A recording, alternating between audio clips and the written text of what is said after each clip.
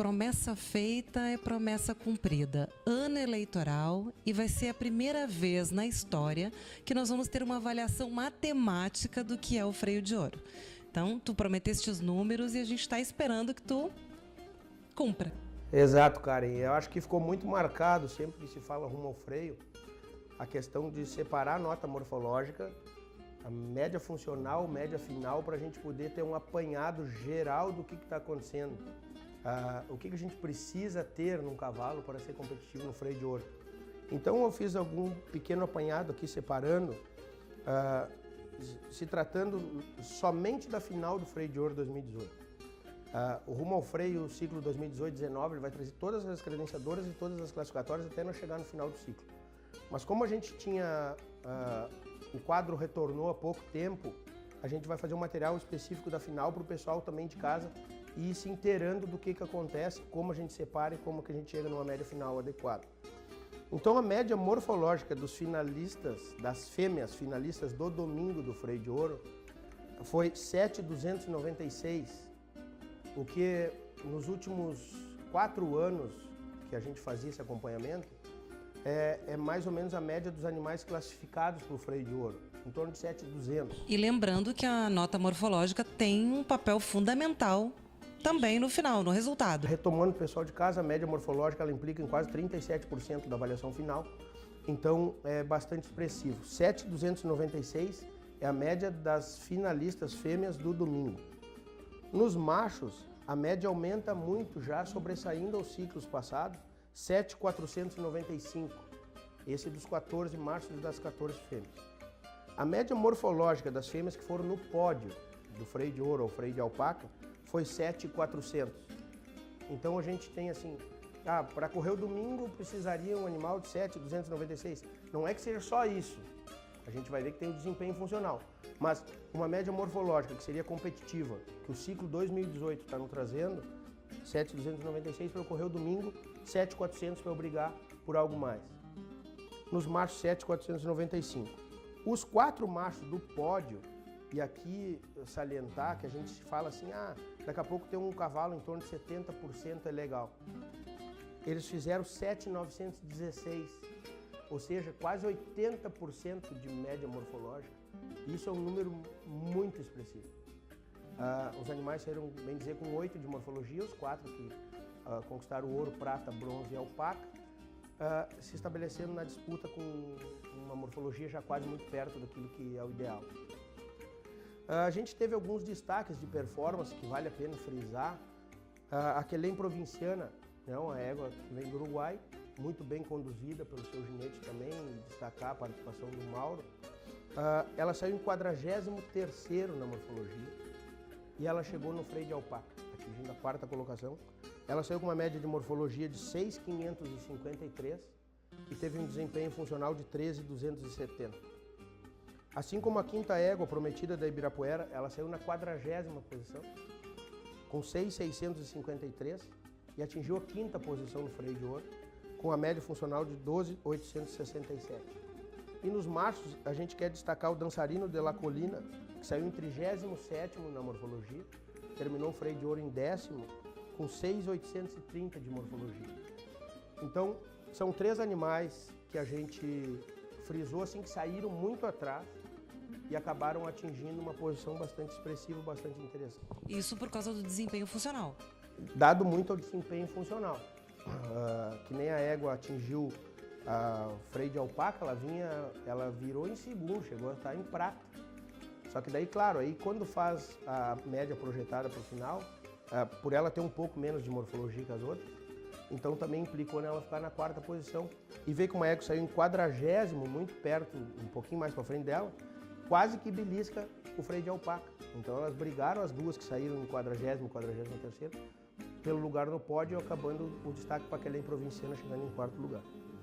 Então as 4 primeiras fêmeas, a Independência do Espigão, ela saiu com 7.750 de morfologia e teve um desempenho funcional de 13.157. Vê que o desempenho funcional dela é inferior da Quelém Provinciana. Só que como ela tem 7.750 de morfologia, acaba que na média final o somatório acaba por ser maior. Ela terminou com 20.907 o freio de ouro. A Cambraia Calabaça, a mais pontuada das fêmeas da morfologia, saiu com 8,100 e teve um desempenho funcional de 12,257. Vê que ele é abaixo desses 13,157 ou desses 13,270.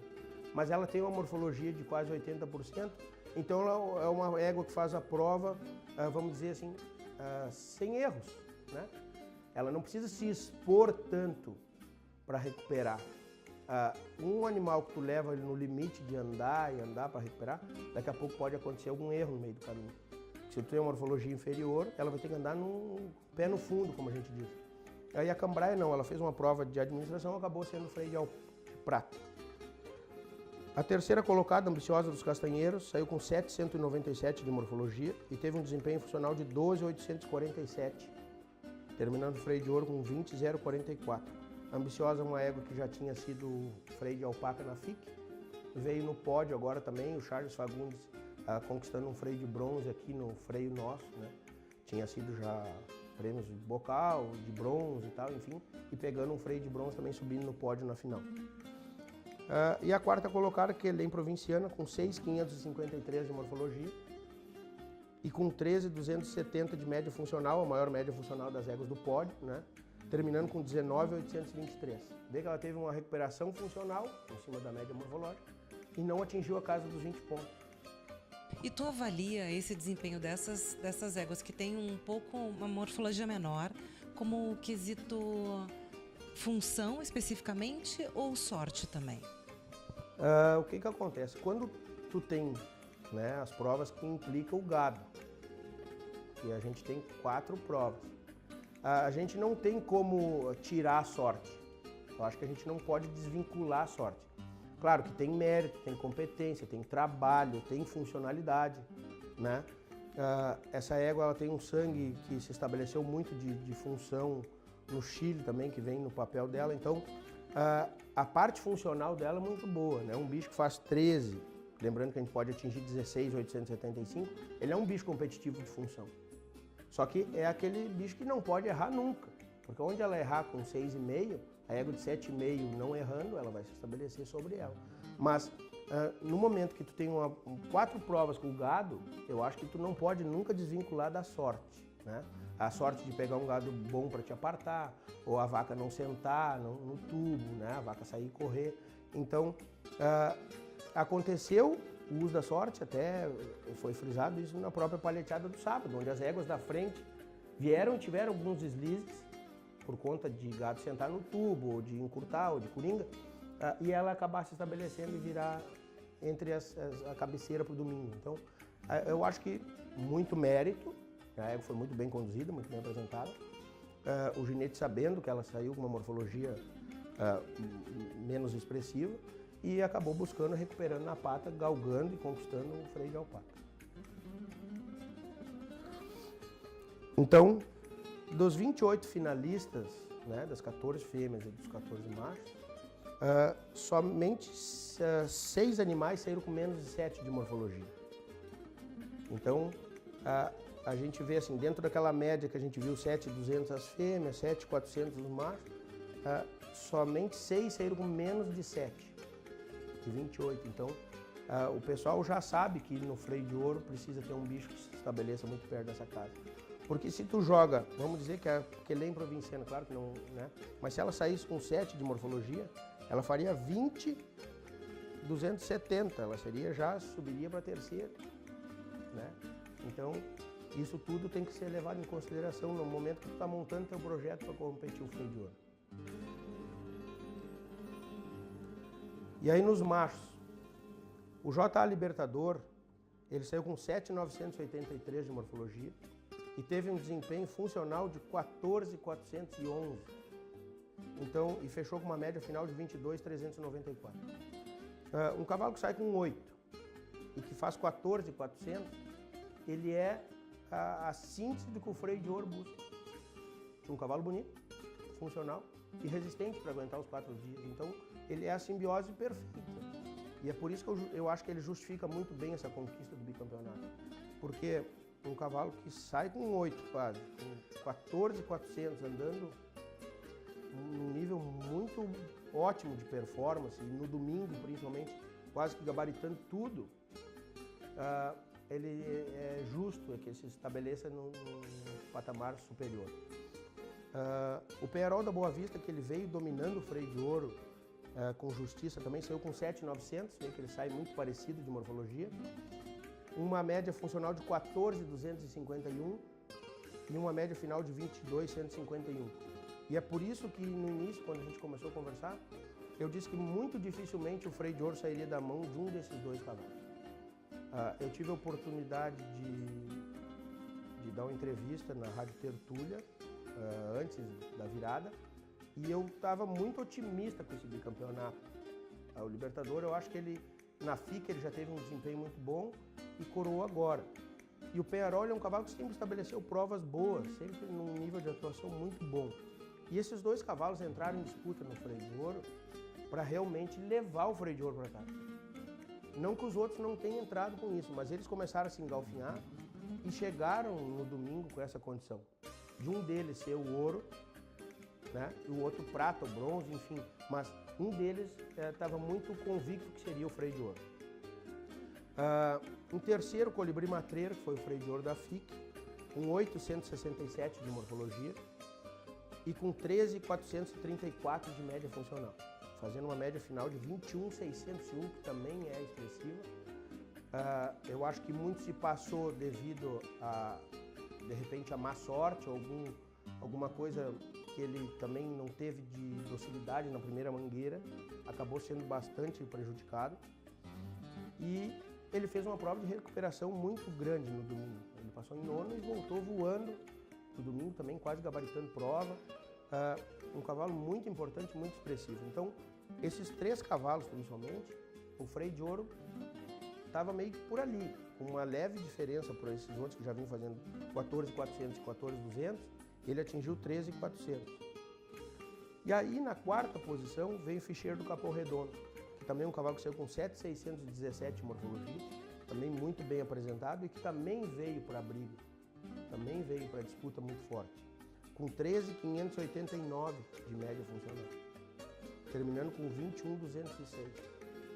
Então a gente vê assim, são cavalos que saíram bem de cabresto e que andaram muito, né? Porque geralmente o pessoal ainda acha morfologia, função e tal. Aqui está a síntese do que é o freio de ouro, desses 4 garanhões, e podia incluir o quinto cavalo. O quinto macho ficou com a média final superior à égua que ganhou o freio de ouro. Então a gente consegue ter mais ou menos essa análise. Superioridade total dos machos.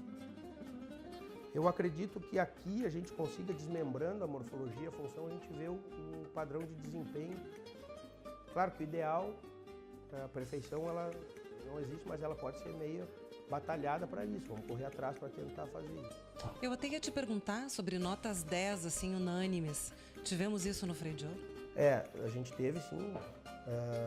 O que acontece? Não se traduz às vezes em média final, por exemplo, ou 15 ou 20, né? Por conta de que são 3 jurados. E tem, né? Às vezes a peixada tem dos dois lados, aí às vezes tu toma os 3 10, mas daí do outro lado tu toma 9 e tal, né? Mas a gente teve provas 10. A gente teve 2 Baiar Sarmento, por exemplo, com 18 pontos nos machos, são 9, é 90%. A gente viu nesse freio de ouro, e é por isso que eu digo assim, todo um aparato. A gente falou em algum outro Rumo ao Freio sobre a Fórmula 1, sobre a performance, e o que a gente viu lá esse ano foi isso. Foi isso, porque assim, principalmente me chamou a atenção nas fêmeas, como as fêmeas estavam em aberto, eles teriam que colar o pé para poder ganhar. E aconteceu, e até aqui a situação, a M Gaita fez a melhor prova de mangueira do domingo, e a Independência do Espigão veio junto e elas vinham. E aí no Baiar a Independência também saiu forte para garantir pontuação boa. E a Gaita também veio e acabou sendo penalizada por indocilidade. Então, o Daniel Teixeira explorou muito a égua dele, levou ela no limite e acabou coroado com freio de ouro, porque a diferença era muito pouca. E aí tu tem que ter o sangue frio para chegar numa palheteada, tem que sair da mangueira, tu tem a pressão do proprietário, tu tem o público, tu tem... e ali parece que a gente estava diante de alguns homens de gelo, né? Porque um vinha e fazia prova boa, o outro vinha e fazia prova boa, um vinha e fazia prova boa. Nenhum deles aceitou a pressão, sabe? Todos eles vieram muito determinados, muito focados nisso aí. E aí, claro, nos machos, quando tu vai correr a paleteada em primeiro, ela é uma responsabilidade. Agora tu pensa, correr em primeiro tendo que... quando tu terminar aquela corrida ali, tu pode ser o primeiro bicampeão da história. Então, teve mais um plus, né? Mas claro que da maneira como o pessoal já trata o freio de ouro com números, a gente já sabia que poderia acontecer. Então, e realmente a pista nos provou isso.